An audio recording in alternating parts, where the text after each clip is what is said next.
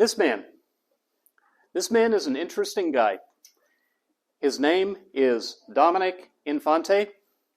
He originally trained to be an opera singer, but he wasn't good enough, so he changed career and became a communication professor. He died about 10 years ago, a little under, 2014, but all the way back in 1978, what he wanted to do as a communication professor was find a way to measure how effective people were as communicators. Very effective, moderately effective, low effective. So he looked at what other professors had already done. They were all talking about things like listening, support, self-disclosure, where you tell private information that other people don't know. And he noticed all of those were things that people did when they liked each other and wanted to be closer to each other.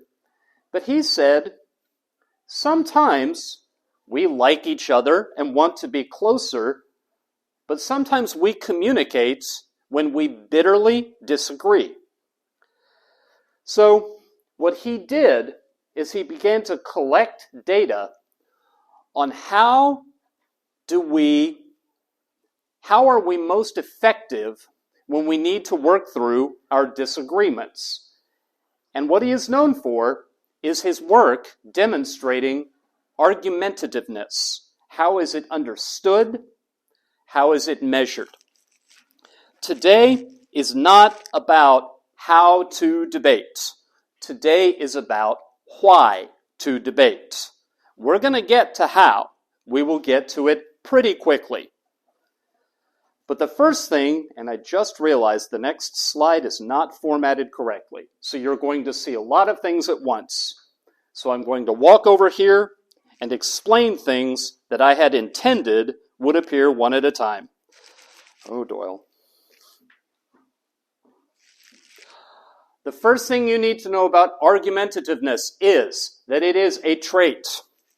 A trait is something you have that tends to stay the same. It tends to be stable over time. But it's not something everybody has. Breathing oxygen is not a trait because everybody breathes oxygen. Being taller or shorter, once you are an adult and not growing anymore, your height is a trait. It distinguishes you from other people. Your eye color is a trait. I have blue eyes. I've had them all my life. There are psychological traits. There are 5 that psychologists call the big 5. There's openness to new experience. Some people are more open to new things and some people less, and that tends to stay the same. It can change, but if it does, it changes slowly and usually not by itself. It changes because something major happened in your life. Whether you are more extroverted or introverted, meaning you like being around people, they energize you, or being around people makes you tired. You need rest after you've been around people. That's a trait that tends to be stable. There are communication traits. Some people are disclosive, and what that means is they take private information and share it a lot, very comfortably. They are high disclosive. Other people, their private information they don't tell anybody. They are low disclosive. That stays stable over time. Self-monitoring. Some people, they know what effect they have on others. They know if they're being too loud. They know if they're being formal enough. Other people are low self-monitors. They don't pay attention to the effect they're having on other people. All of that was built up to define the concept of trait, because what Professor Infante showed with his research, argumentativeness is a trait. people are high, low, or moderate in argumentativeness, and that tends to stay stable over time. It can change, but if it does so slowly. Now, this is what you were supposed to see, but you didn't. The way Professor Infante liked to explain the trait, it is a balance of approach and avoid. Approach and avoid. If you have ever seen some really tasty looking donuts, and part of you thought, I want a donut. Those donuts look really good. But there was part of you that thought, I better not. That's not good for me. I want the donut is your approach. I better not is your avoid. Same thing with argumentativeness. If I stood here and said things that you knew were wrong, that someone needed to set me straight on, well, I mean, you know basically everybody in Japan thinks natto is delicious. Well, you know, Japanese women just want a Japanese man to give them orders and decide their life for them. Those were both wrong, by the way. As I say things, part of you might be thinking, oh, you are wrong. Oh, someone needs to set you straight. And that's argument approach. But at the same time, you might hear things like that, and you might think, not getting into it. Not going to get involved in this. And that's argument avoid. So Infante, through his research, developed the scale you took at the start of class. The numbers on the English instruments, the white numbers on the black background, those are your avoid score. And with the exception of number 18, I messed up. That's not an avoid item, it's an approach item. So when you add it up, all the white numbers on the black background, that score, which should be between 10 and 50, that's how strong your instinct is to avoid arguments. The other score, 10 to 50, is how strong your instinct is to approach argument and to get involved. He said to score it overall, take your approach and subtract your avoid.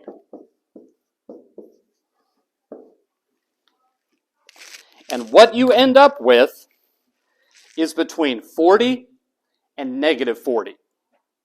If you put a 5 for every approach item and a 1 for every avoid item, that's 50 minus 10. If you put a 1 for every approach item, because you hate argument, and you put a 5 for every avoid item, that's 10 minus 50.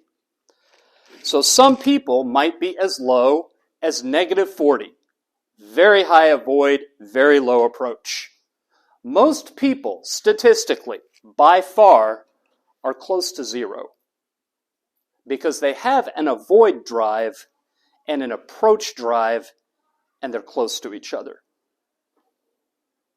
Did anyone have a really interesting score? Really high, really low? -1. That's very, very normal. -9. You are a little bit low argumentative. Moderately low argumentative. So what? 24. You are, you're not even moderately high. You're argumentative. I realized I had never taken this, so before class I took it, and I don't mean to one-up, but I had 31. But we're close. We're in the same bracket. All right. So,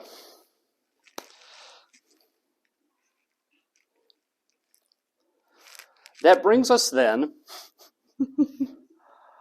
the discussion of approach and avoid. This, by the way, is a very quick thank you to Professor Suzuki Shinobu at Hokkaido University. She's published research on argument behavior among Japanese people. She translated that instrument into Japanese. And when I asked her, she sent me the translated copy within hours. So I appreciate her a great deal. Now, that's one half of Infante's model. The other half of Infante's model we talked about at the very first class meeting. So verbal aggression. The definition of verbal aggression is attacking another person's self-concept. If you know how they think of themselves, what they think they are good at, what they want out of life, and you attack that for the purpose of upsetting them, causing them pain, so that they will stop resisting you, stop interacting with you, that is verbal aggression. Simplest example of self-concept that I have used for years. There are lots of parents in the world, and more mothers than fathers, although some fathers, their identity is what a good parent they are to their child. You want to engage in verbal aggression? Attack what kind of parent they are to them. Tell them they're a terrible mom. And if you're very creative and very vivid about what an awful mom they are, the pain you cause is an example of verbal aggression. Now, as with argumentativeness, this is measured and it is modeled as a balance. With argument, it was approach or avoid. It's a little bit different with verbal aggressiveness. Here the balance is between antisocial and prosocial. Antisocial and prosocial. I have one or two people in here who were in my other class on Tuesday, and we talked about interpersonal versus impersonal prosociality, and I defined antisocial and prosocial. But let me do it again, because most of you weren't. Antisocial was coined, that word was defined earlier in the history of the social sciences. When you do something that you know will hurt other people, and you're fully aware it will hurt them and you do it anyway, that is antisocial. When you do something and you change your behavior based on knowing the behavior you chose will help people, you want to do it because you know it helps other people, that's prosocial. So, Dominic Infante said, sometimes when we know someone else is wrong and we speak to them to try to correct the thing they're wrong about, we make a choice. We communicate then prosocially, which is gently, taking care of their self-concept. Or we communicate antisocially. We know what we say will cause them pain, and we're okay with that, and we do it anyway. And that's verbal aggressiveness. Now, he also developed a questionnaire for that. I'm going to leave this here. You can have one when you leave if you like. This is not a class in verbal aggressiveness. It's relevant to the model, but it was less important to me that you have that score than that you have your argumentativeness score. So that you can find out later for the sake of your own interest if you want to. But now, I threw in a little visual for verbal aggression.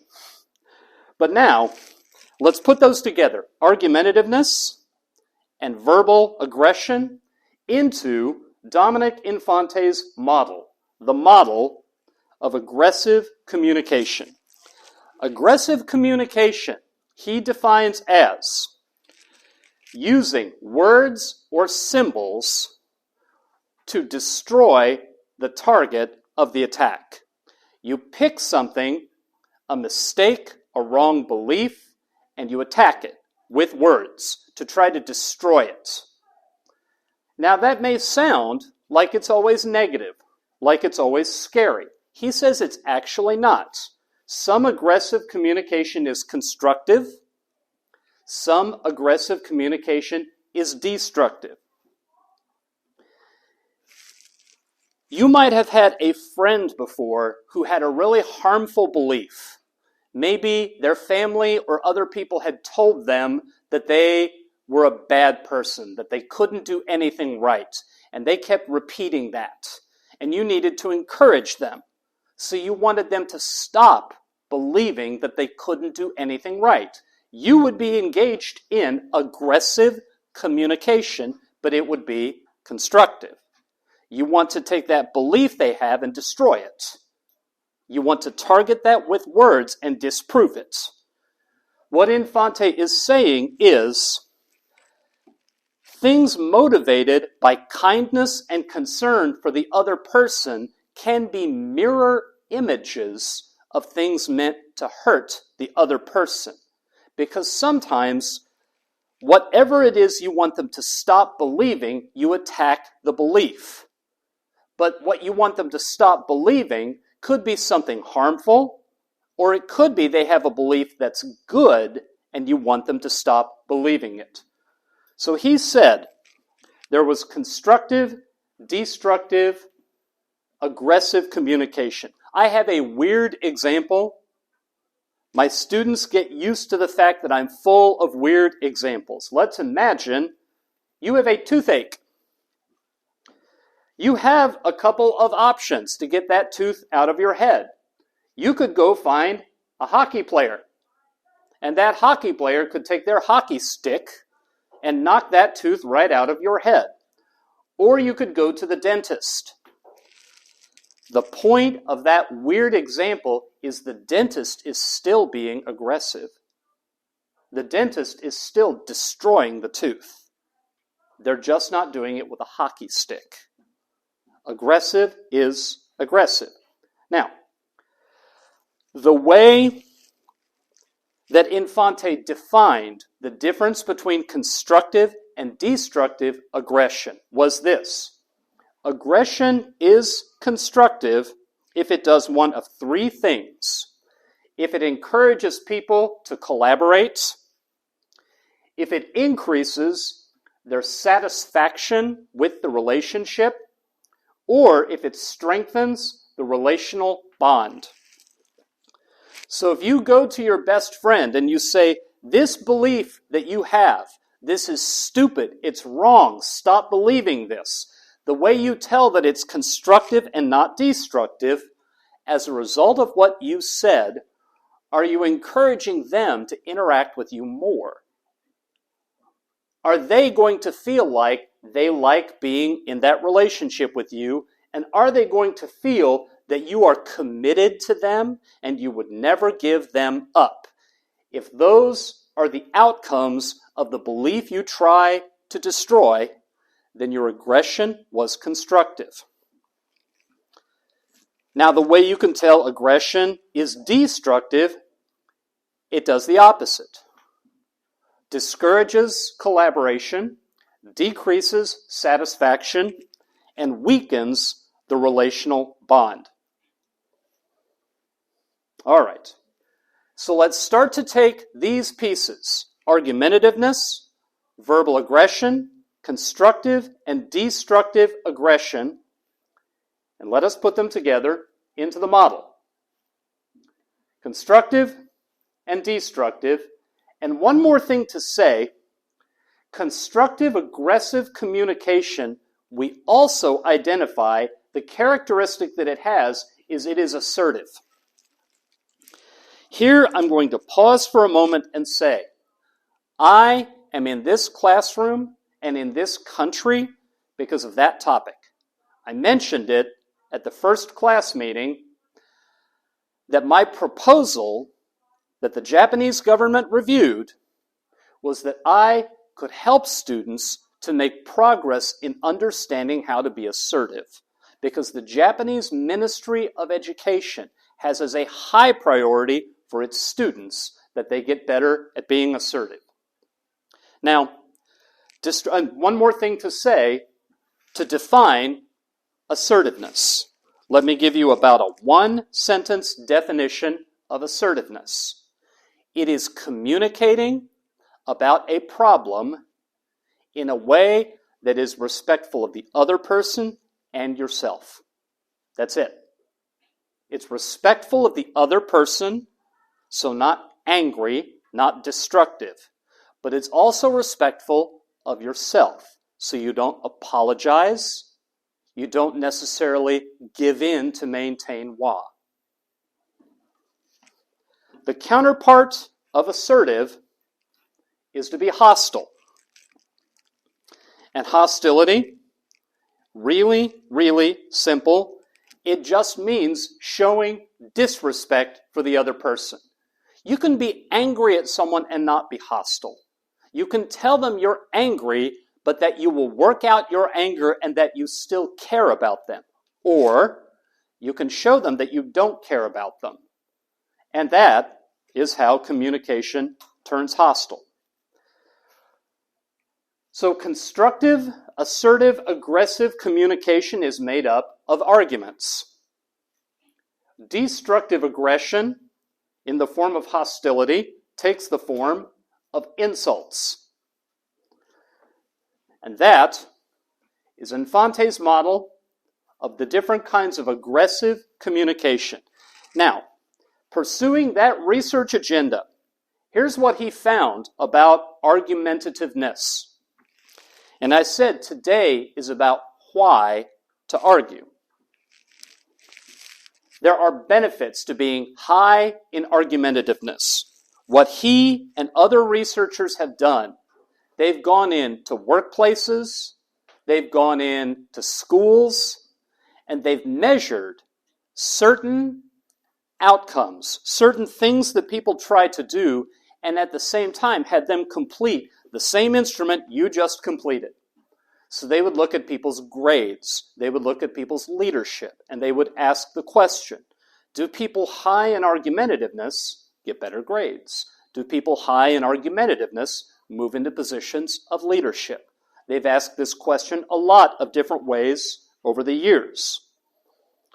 A team of researchers, David and Roger Johnson at the University of Minnesota, found people higher in argumentativeness were more likely to be very creative. They were successful at learning new things. They were more likely to engage in perspective taking, thinking about the perspective of other people who disagreed and understanding the perspective of other people. They tended to be less egocentric. They did not only think about their own interests. They would make decisions that were pro-social and helped other people.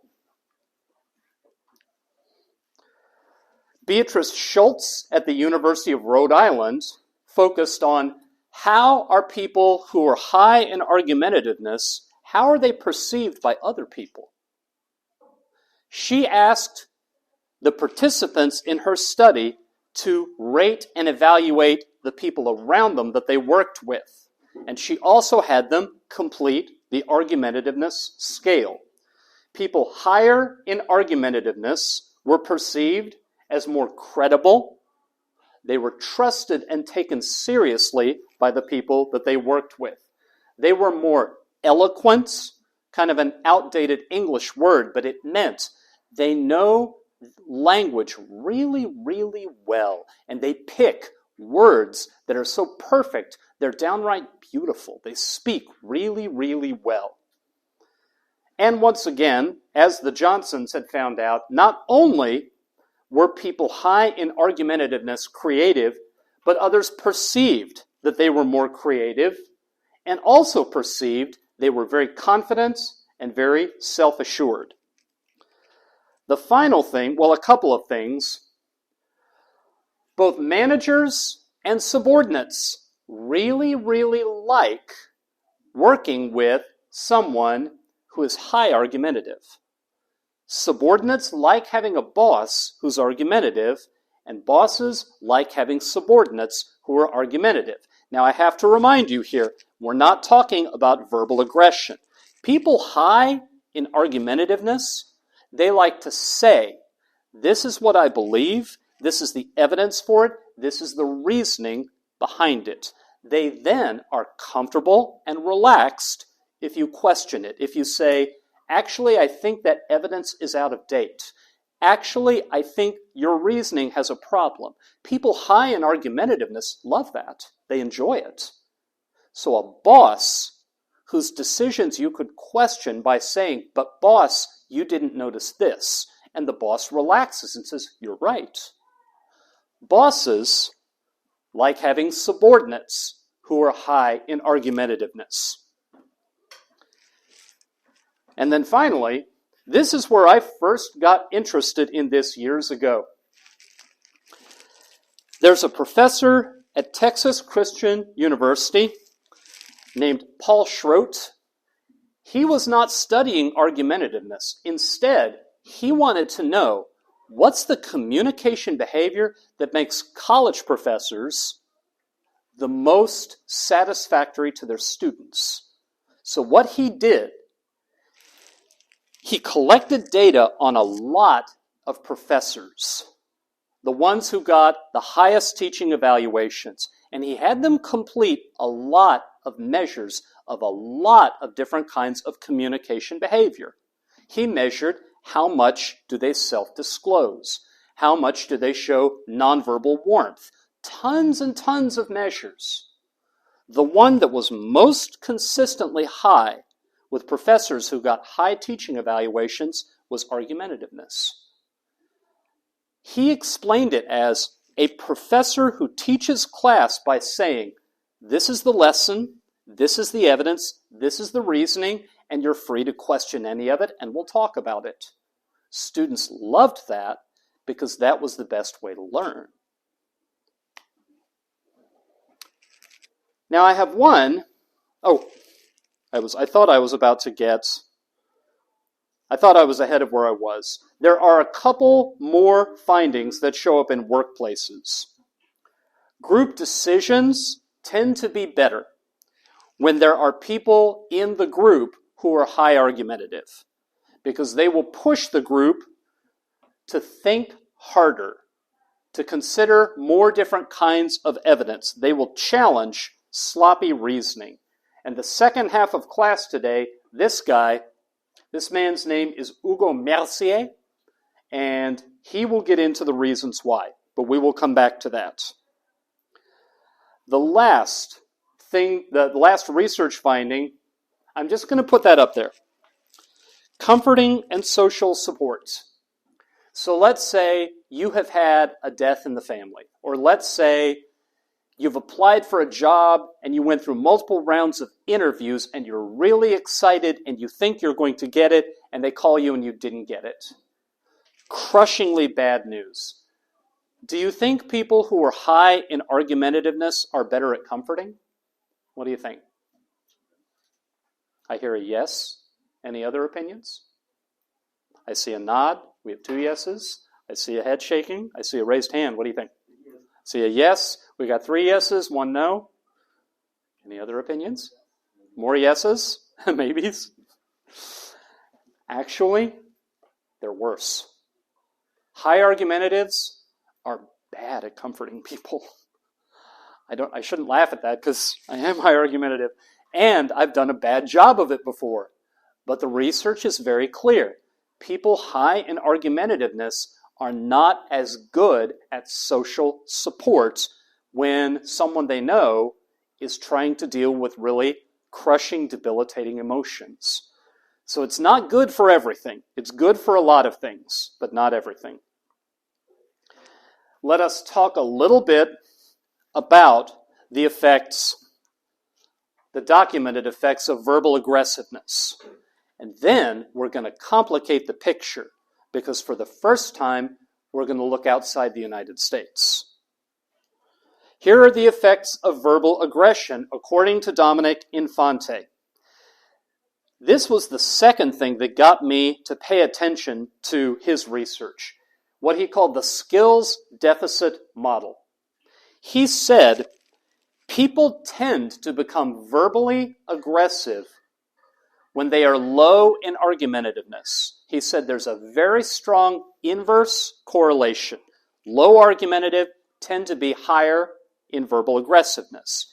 And he explains it as when you cannot get your needs met, when you cannot convey to the important people in your life what you think by putting it into words, the pressure builds and builds until you begin using words to hurt people.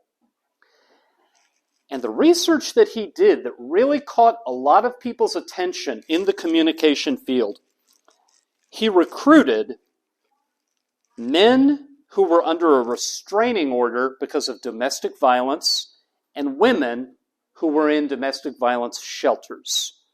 So people who had experienced violence at the hands of their romantic partner. And for the control group, he recruited people who, and he did a criminal background check, no domestic violence calls, and they affirmed they had never used violence with their romantic partner. With those two pools of participants, he had them complete the argumentativeness measure and the verbal aggressiveness measure. And the people who were in domestic violence shelters or under a restraining order, high verbal aggressive, low argumentative.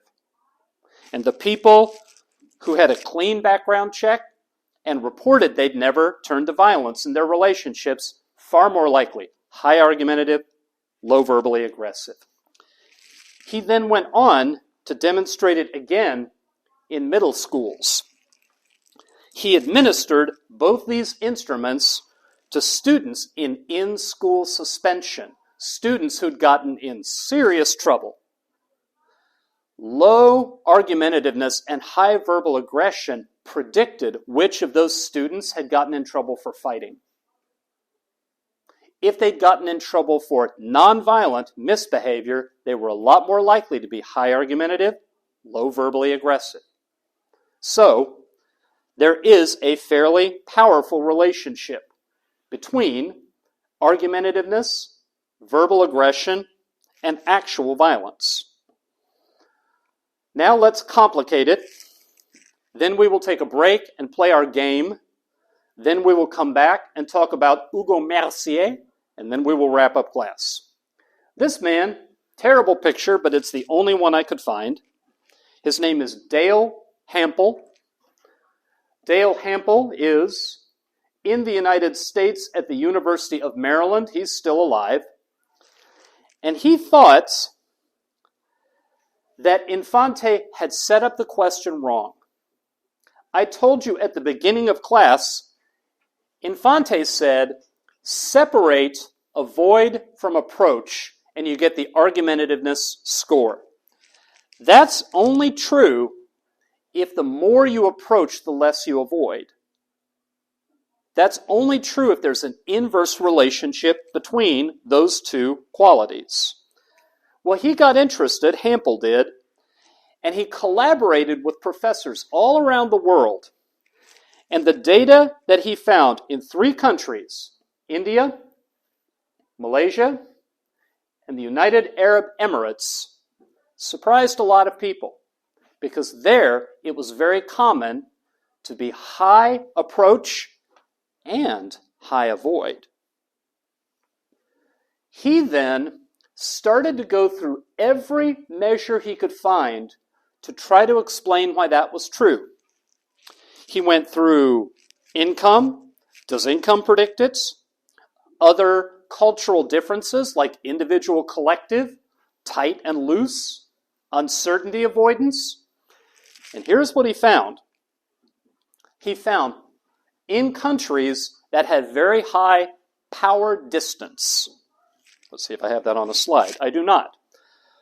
Countries that had very high power distance.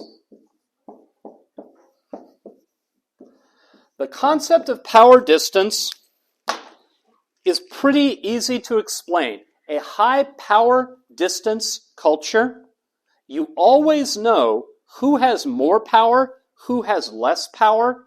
You never cover it up. It's not an awkward subject. Countries that are low power distance, there are more powerful and less powerful people. Anywhere there are human beings, some will be more powerful and some less.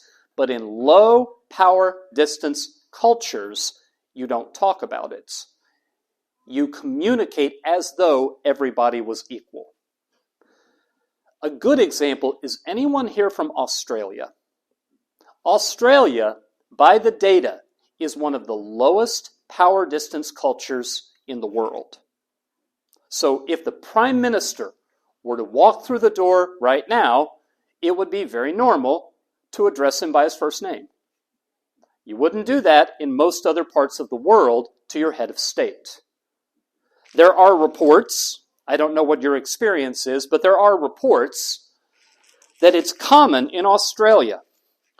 If something happens that you should be very proud of, you applied to get a Rhodes Scholarship to Oxford, and you got it, you were chosen for it, or you won the Nobel Prize, you better not talk about it, because people will begin making fun of you because you think you're something. Other places, you get good news like that, you brag about it, but in a low power distance culture, you don't put yourself above other people. So, that explanation, Hampel applied to this question.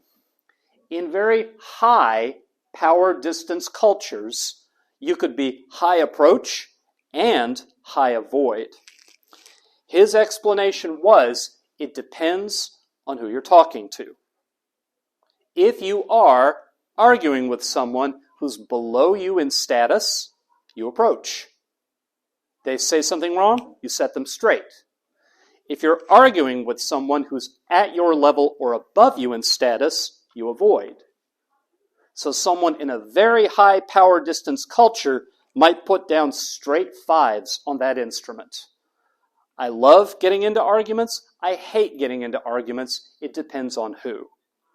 But in cultures where you're expected to treat everybody as though they are equal in power, in deserving respect, that's where people are more likely to have one consistent approach. And therefore, if they're high in argument approach, they will be lower in argument avoid, or it will meet in the middle, which is why so many people have a 0, because they have high approach and high avoid, and they cancel. All right. So then, this was my visual for high power distance. I have this problem with occasionally forgetting that I have a visual coming up. So Hampel said, maybe the better way to understand how these characteristics match up to each other are things he called involvement and energy. Involvement and energy. If you were to have, and this was combining approach and avoid with prosocial and antisocial from the measure of verbal aggression. He said if you had high avoidance and at the same time high prosocial, that might just mean, in Hampel's words, you were low energy. High avoid means I don't want to get involved. High prosocial means I'm going to say the nice thing so I can not start a fight. I'm just going to smooth things over. And he said, if you have high antisocial and high approach, both of those together, that might just mean when you interact with people, you like to mix it up. You have a lot of fire in you. You are feisty by nature. The other, and I have these backwards. Come on. That would be high energy. The other one, he said, you could be high or low in involvement. High or low in involvement, the measure there would be if you had high avoid and high antisocial, that might mean you want to keep other people at a distance. If you had high approach and at the same time high prosocial, it meant that you want people close to you and you like doing a lot of interacting. He proposed all of these.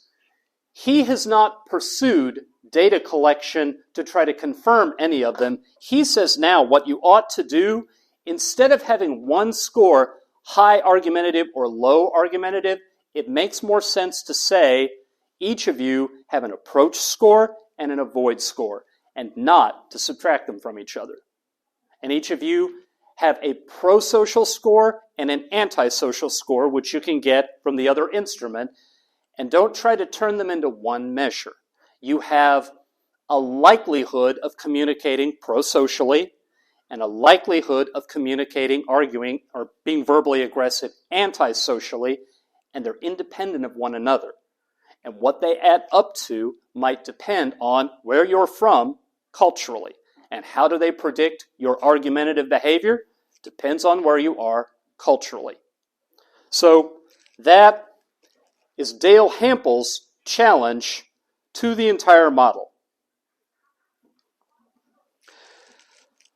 So all this work Infante did, measuring argumentativeness and showing relationships to things like success in the workplace, and measuring verbal aggressiveness and showing relationships to things like domestic violence.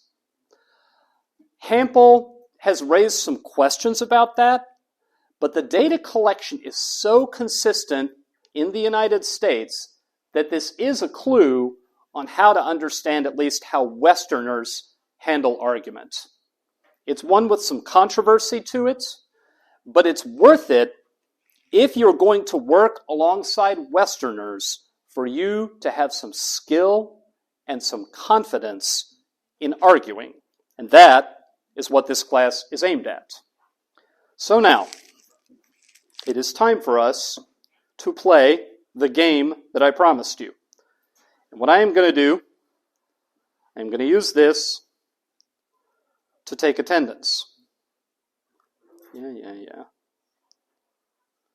Bear with me just a moment while I get the attendance gizmo up.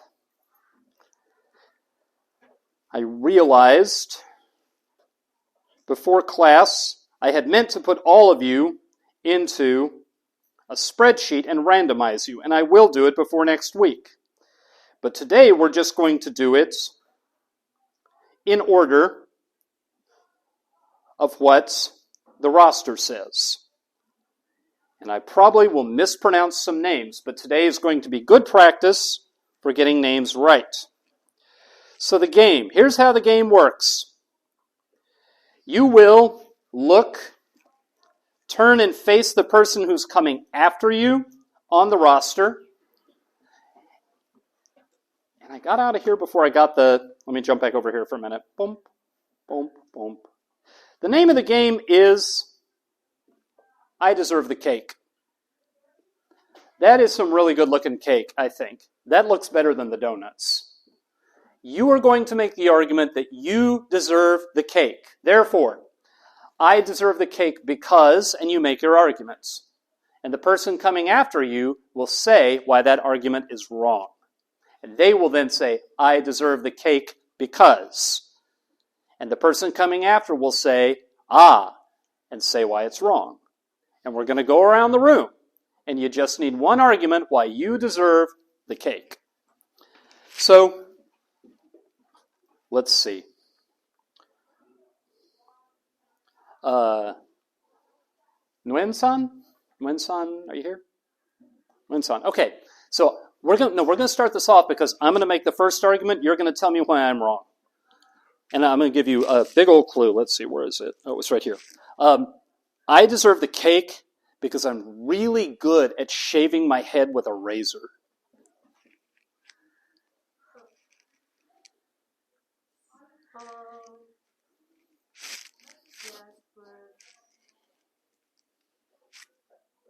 The cake may harmful for your head. Ooh. Well, that's better. I thought you were going to point out that I cut myself this morning, but the cake may be harmful for my head. I like that argument. Okay, let's see. Where is Buisan? Buisan, right there. Very good. Okay, so you make your argument, Buisan, and you're going to say she's wrong. So, I deserve a cake because I'm a girl. So I think the reason you say that you deserve a cake because of the girl means that you do not deserve the cake. Okay, let's see. Tazaki-san. Tazaki-san, okay. So you're making the... Go ahead. So I deserve a cake because I have just protect entire male from being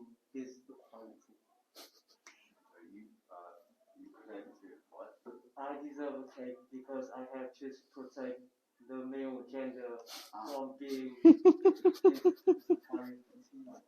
I believe that you don't deserve the cake for protecting the males from the argument before, because it should be equal between both people, not just males are dominant or the females are dominant. We should be able to look at each other. All right. Hirabayashi-san, where you at? Hirabayashi-san, okay? I deserve the cake because I am a sweet person.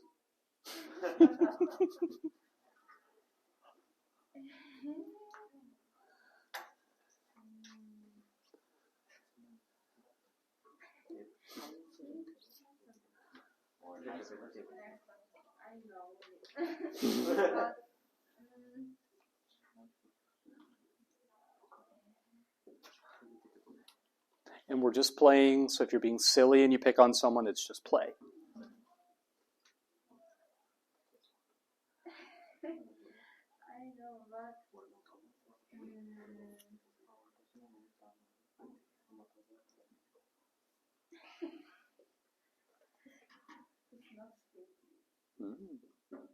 Okay. Perfectly okay. That's a good argument. Okay. Let's see. Harada-san, where you at? Harada-san here? Harada-san is not here. So, Islam-san? Right there. Okay. That's who you're arguing to, Islam-san. So, why you deserve the cake.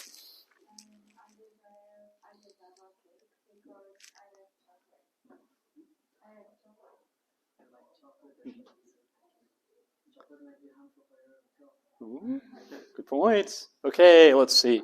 Pang-san, where you at? Pang-san, over here.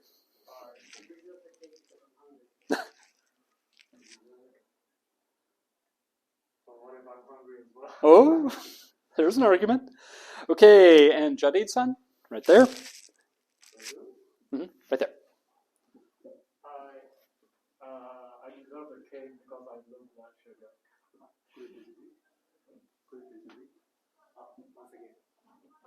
I deserve the cake because I have low blood sugar, so I need sugar in my blood.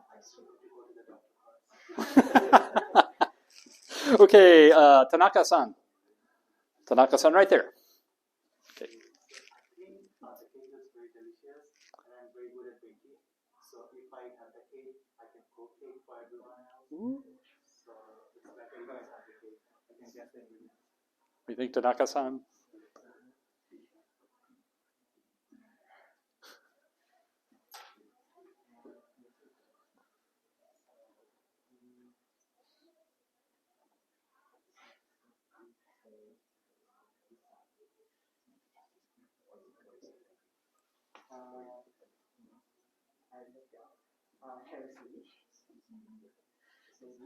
Okay. Too much sugar if you make cake for the whole class. What are you thinking? Okay, let's see. Nakauchi-san. Did I completely butcher that? Or are you even here? Okay. Tran-san. Right there.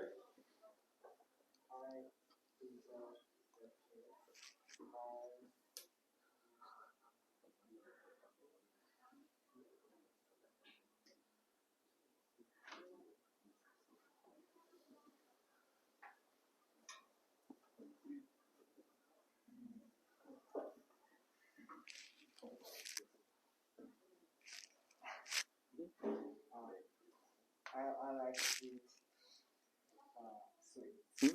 Okay.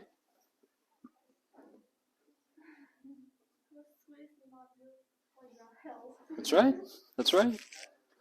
All right. So let's see. Shimizu-san. We had it right there. Very good. I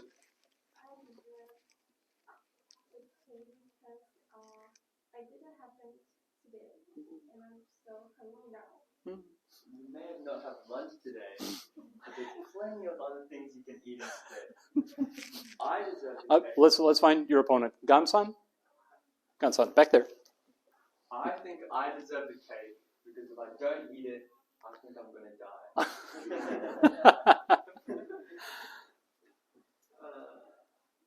You Okay, Sakane-san. Right there. I think I deserve the cake because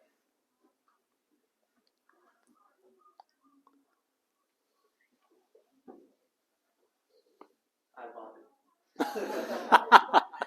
I love it. Give me the cake. Okay, and Karayaga-san. Karayaga-san right there. And I believe that I began my day because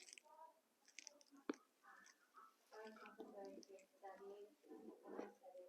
I always eat cake. You should form a new habit where you don't just sit. okay, Mizuno-san. Right there. Very good. I deserve the cake because the chocolate matches my eyes. Ooh.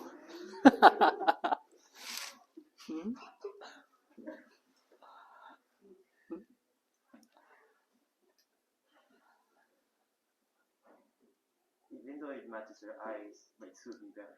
Oh. Kubota-san. Kubota-san right there. Okay. I deserve the cake because I brought it from Mexico. Mexico? You can bring like other country, like not only Mexico. Okay. Cool. And this would be the one that I messed up. Bensinger-san? Or did I? Okay, cool. Well, no, I want to get it right. So how do I pronounce it right? It is right? Okay, cool. All right. Go for it. I deserve cake because I work out every day, every morning. So I need to get sugar and I need more bulk.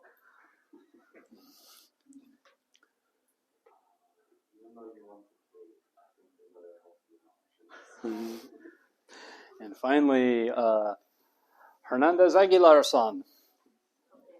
Well, actually, Bensinger has to make his argument.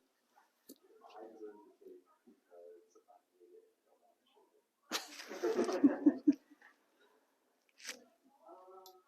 think it's better not to be selfish Uh-huh. and appreciate with others. Okay, so since I started, you make your argument, and I'll say why I think you're wrong. Okay. Mhm. Well, I kind of have two. So I think I deserve the cake because to make it through the rest of the day Mhm. with my classes, I need energy and I need the sugar rush. Mhm. I think eating cake would be a good option. Sure. And then I also need, eating the cake is also just a joyful thing for me. Mhm. So I need that serotonin boost as well. Okay, so you said first that you need the sugar rush for energy, but with a sugar rush comes a sugar crash, and you'll be less alert than if you didn't have the cake at all. And when it comes to getting joy and serotonin from eating, that's eating your feelings, which in the long run is going to destroy your mental and emotional health. So you really shouldn't have the cake. That was really helpful because do you know what we're doing next week? And you did that spontaneously, which I really appreciate. Next week, 2 reasons. You give 2 reasons. And the person before you, you need to listen and maybe even jot down their 2 reasons because you'll have to answer them both. And the way you do it is you'll say, you said first, but that's wrong because. You said second, but that's wrong because. And then you give your 2 reasons. And the question will be different. Here is the question. My best friend is the coolest person for 2 reasons. And we're going to hear whose best friend is the coolest person. So decide who your best friend is. Could be a family member, whatever. The person you love the most. 2 reasons that they are just great. And then the person who came before you, you're going to say their favorite person is bad. All right. Let me get attendance turned in. Boom, boom, boom, boom. Go away.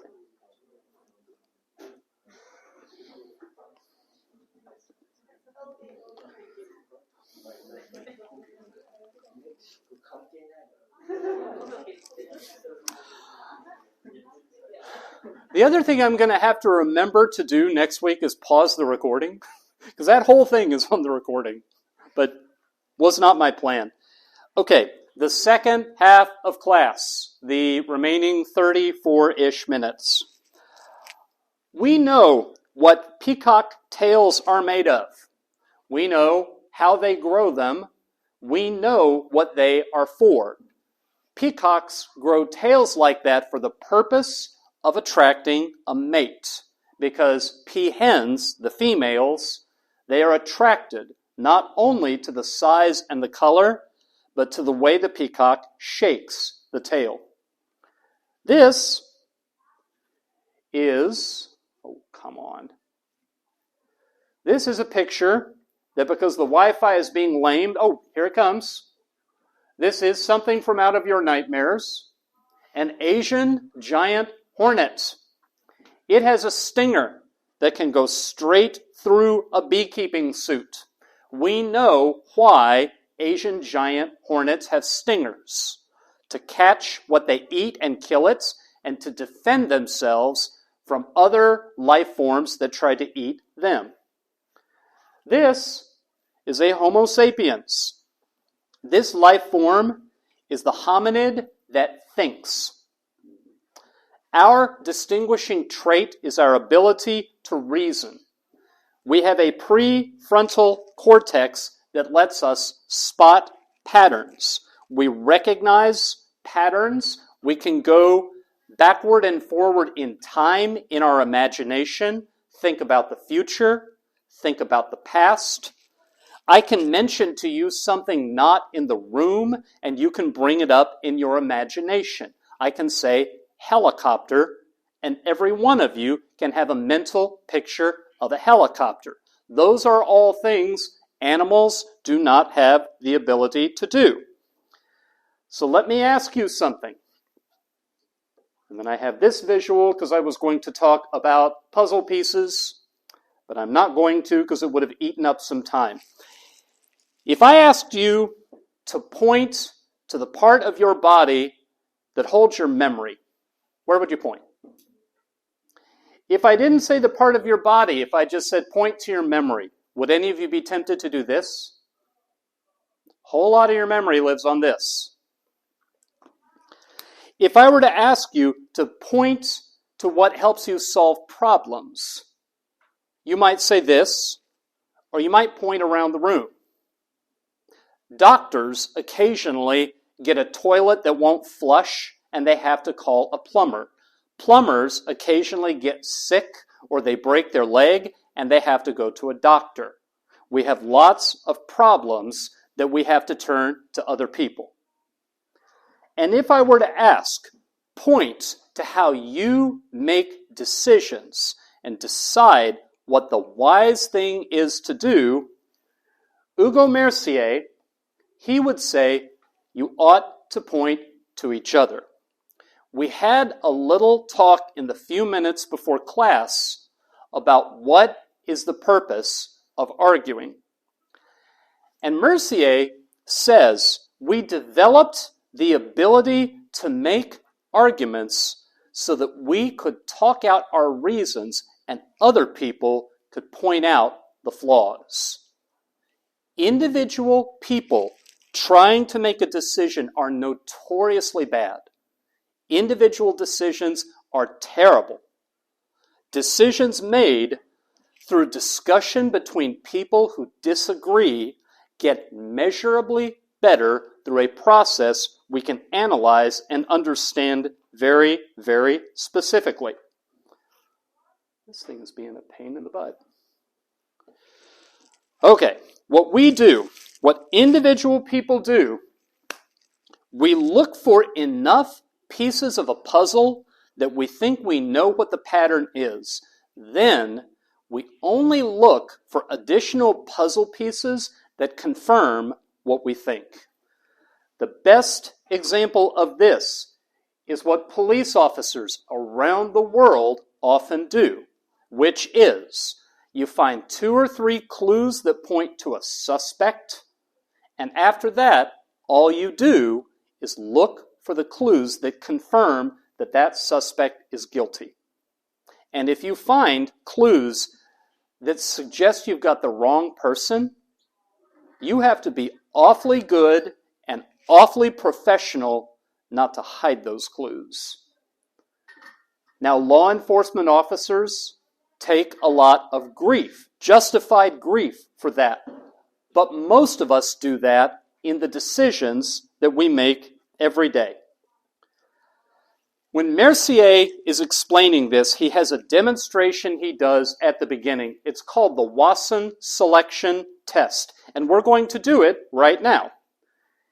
There's a simple rule. I'm going to put the rule on the screen, give you a few seconds to read it, and make sure you understand it.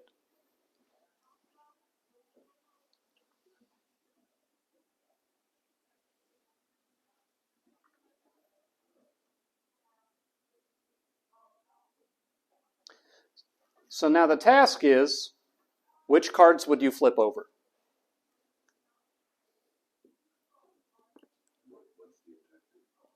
Tell me which cards you would flip over to test that rule. Yeah, to test the rule, to see if the rule is being followed. Red one?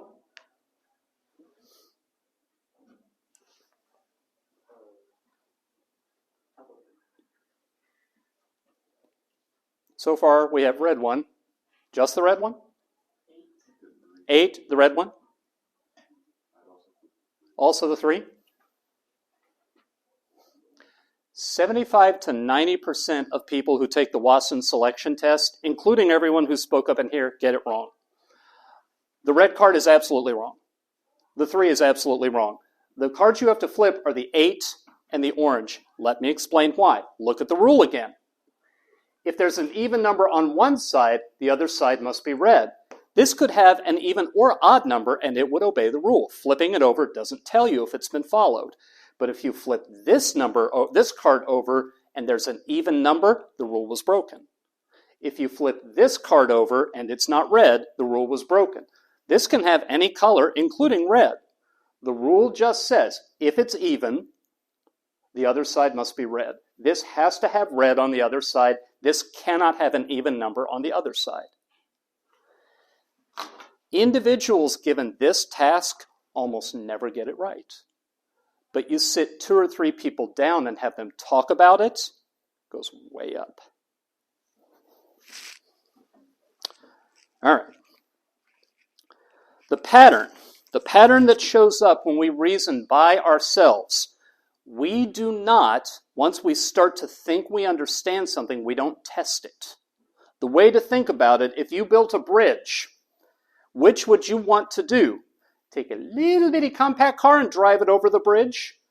Or would you, before you opened it to traffic, take big, heavy tractor trailers, fill them with lead, and drive that over the bridge? Because if the bridge is going to fail, you need to know. You need to make sure it's safe before you open it up to traffic. Reasoning-wise, that is what we should be doing. When we have an impression, a belief, the beginning of a decision, we should make the strongest possible case against it. And that is not what individuals do. Mercier, in developing this model, says we make most of our decisions as intuition.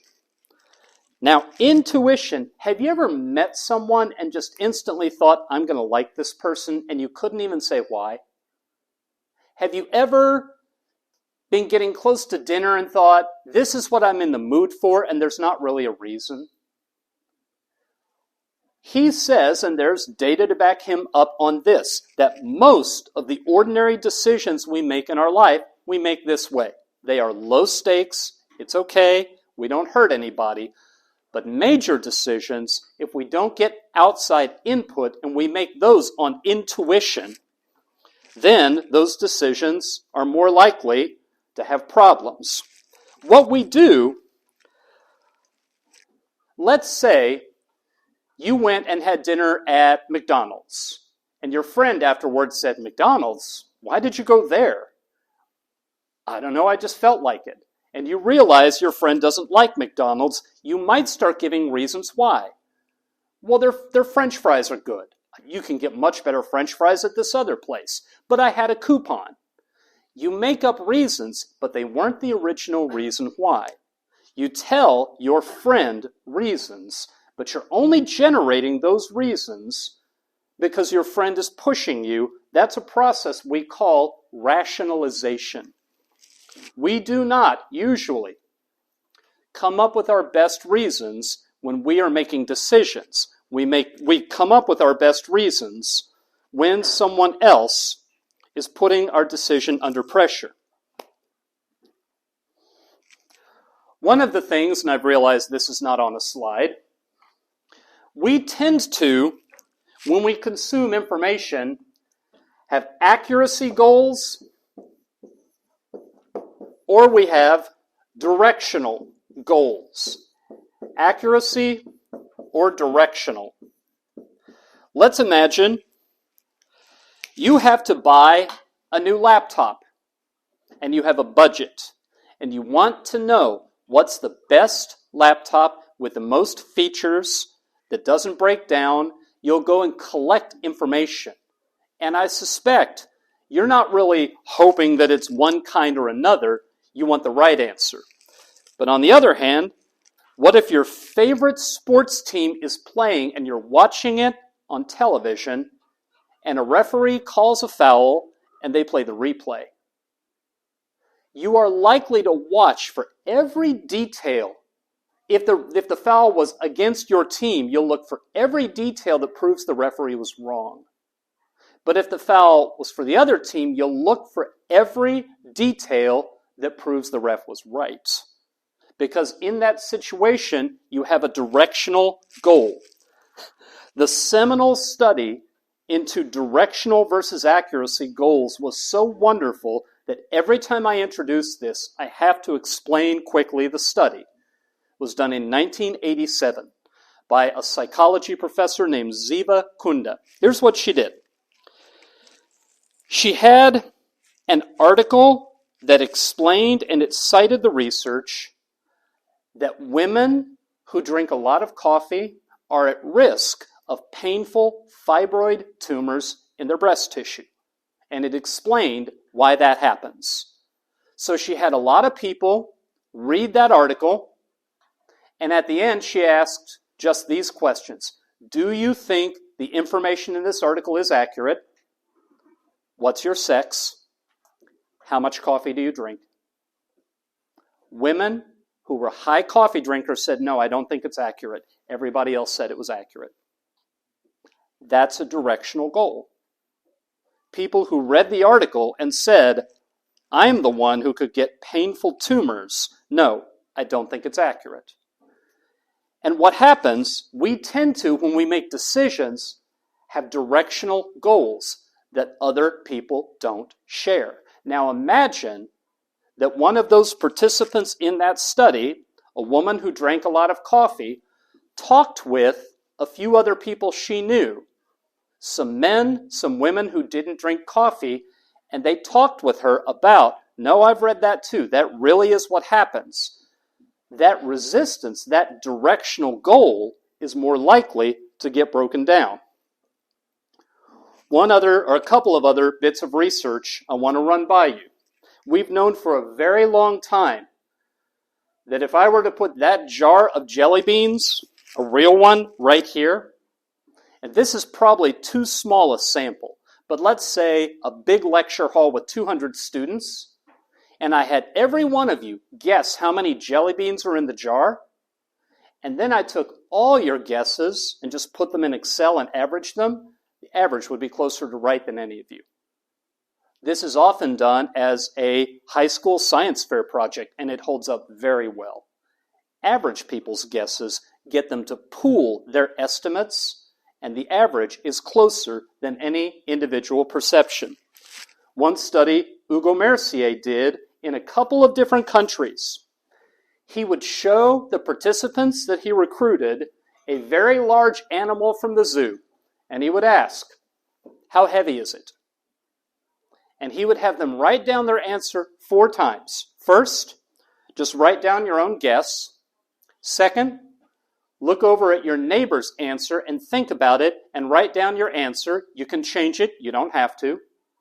Third, talk to your neighbor. Say what your guess was. find out theirs, and discuss it. Then you can change it if you want. Fourth, think it over one more time after the first three and put down your final answer. And what he found was, every stage, the answer got closer to being accurate. And one thing I thought was very interesting, he did the study in Israel, but he also did the study in Japan. And in Israel, between the third stage and the fourth stage, the improvement in accuracy was very, very small. Because when they talked to each other, they would be very honest. They would say, no, I think you're way off. But in Japan, when they talked to each other, they'd be very polite and not say that they thought their partner was wrong. But that fourth time, when they got to think about it a little more, they would change their answer by a lot. Because their third answer was not very accurate, because they were sparing their partner's feelings.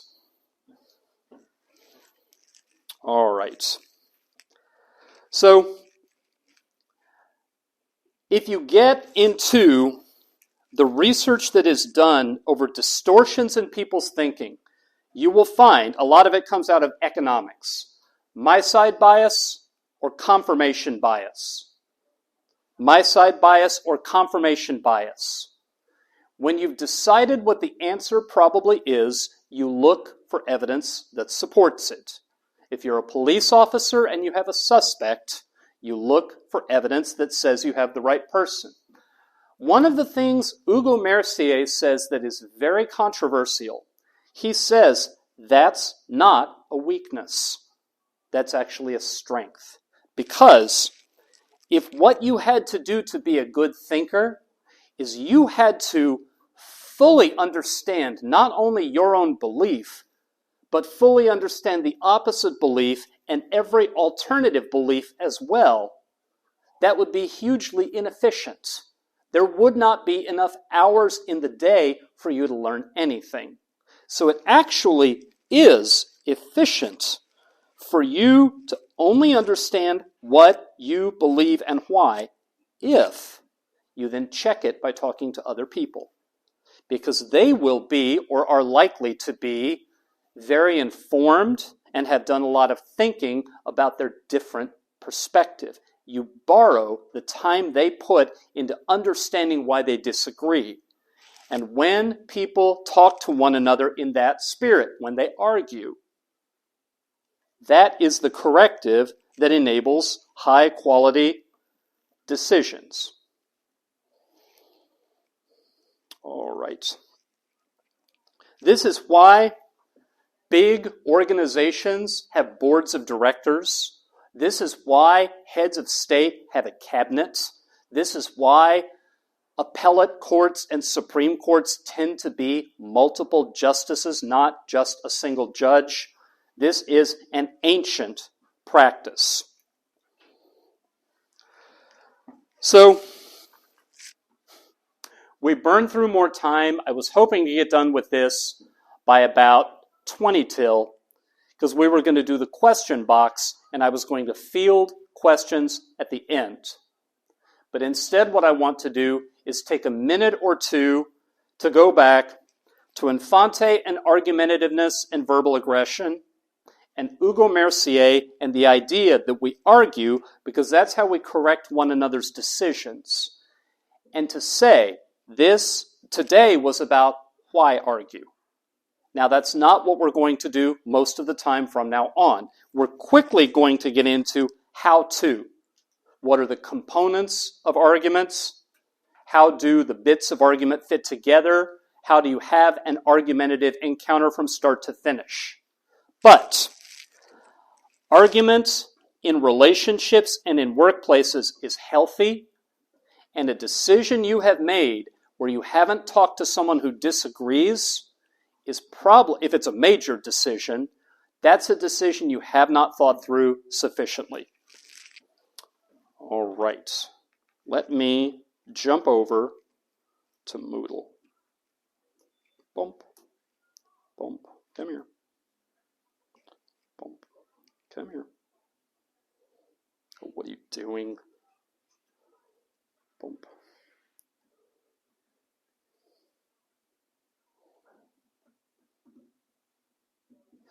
Okay.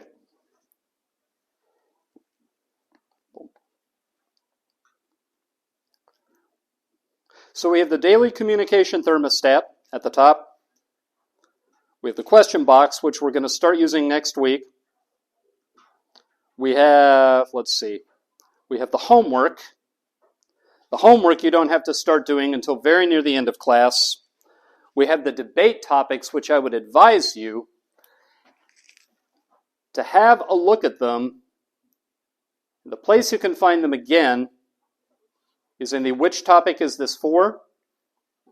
I would advise you start doodling out arguments, start Googling some of these and looking for arguments other people have made, because in May, when we get to the point where we talk about the parts of the Toulmin article, the Toulmin model, and it's time for you to start submitting your arguments, at that point, it would be good if you have most of your ideas. Because at that point, the first arguments to come in, the first people to get their arguments submitted, they get their pick of which topic they want their submission to count toward. So that is where we are with the various assignments in the class. I want to take the about 12 minutes, 10 minutes we have left, and I want to open the floor and see if you have questions you want to ask me about any of this, about the assignments, about how any of this is working. Because I've noticed a few times last week and this week, I've overheard in the conversations some questions that you could just as easily ask me. Do you have anything you want to ask?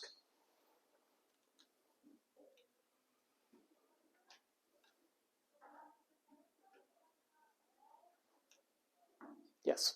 How do we define a psychologist? They're good at argument and also they're good at comforting people. Okay, I caught the last half of the question. Do it one more time. Define a psychologist, like in the term argument. Okay. How would I define the term argument? How you would define a psychologist in the term of argument? He's good at argument, he's good at comforting people. How are you going to define him?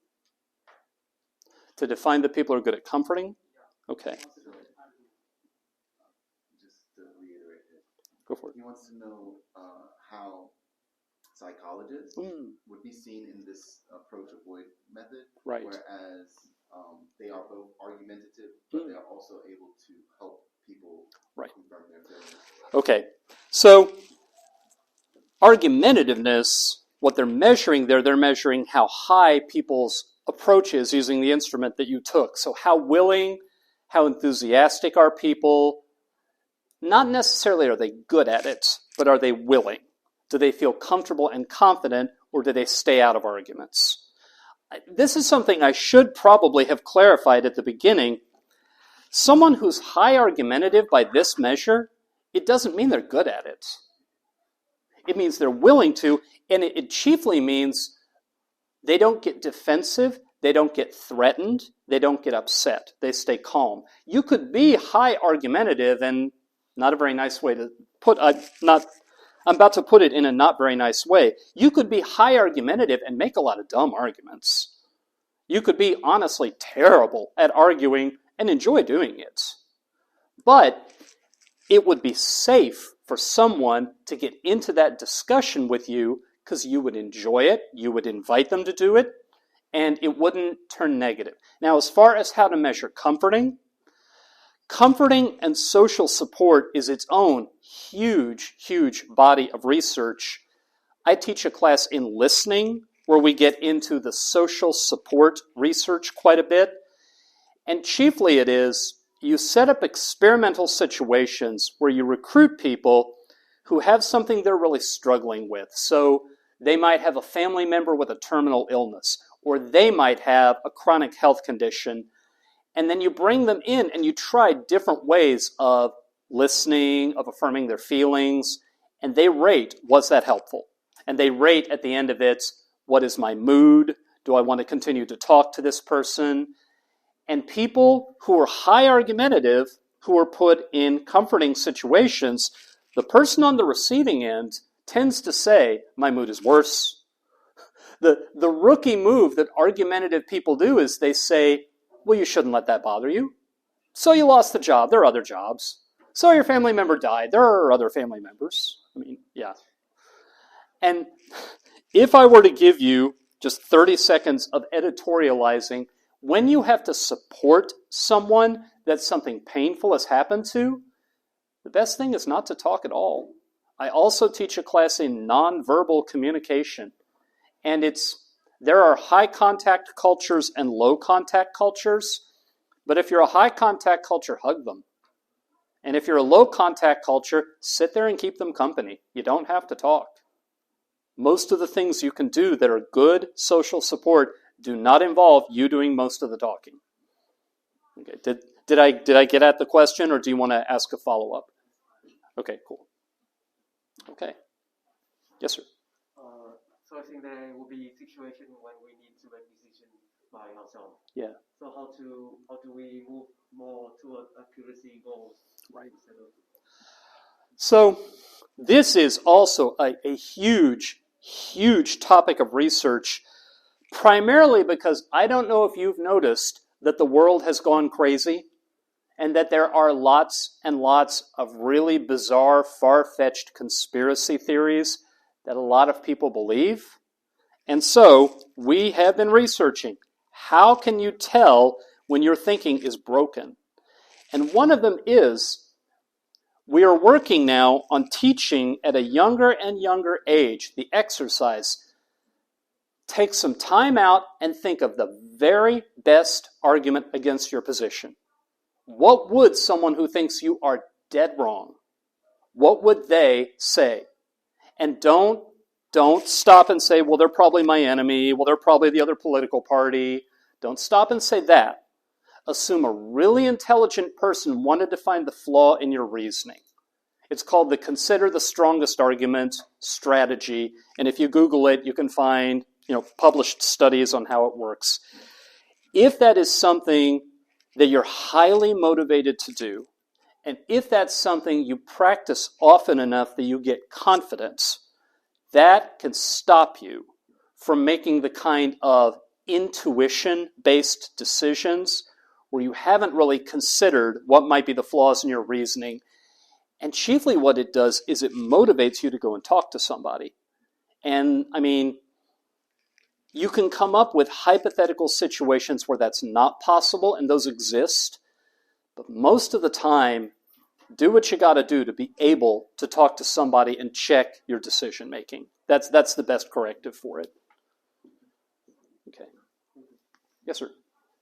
I remember, in the earlier slide, yeah, you had argumentative people, right, and traits of them being creative, mm-hmm. blah blah blah. Yeah. Blah, blah. Mm-hmm. Do you think creative people, they're creative, therefore they are argumentative, or are they argumentative, therefore they are creative? Furthermore, do you think argumentative people, is that nature or is that nurture? So, I think, let me do the second part of that first. Whenever anyone asks me, is that nature or is that nurture? I ask, when you eat a slice of bread, is that ingredients or is that baking?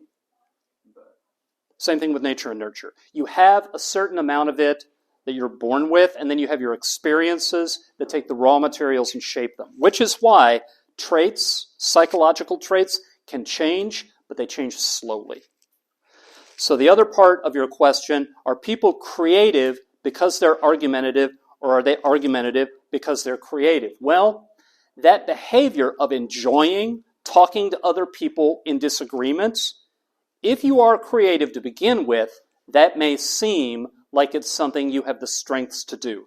But if you also are relaxed and not defensive and you hear other people disagree and you do that a lot, that feeds your creativity because you hear other perspectives. So I think it's a complicated relationship that feeds both directions, would be my answer. You're welcome. Yes, sir. Are we allowed? I just wanted to know, Yeah.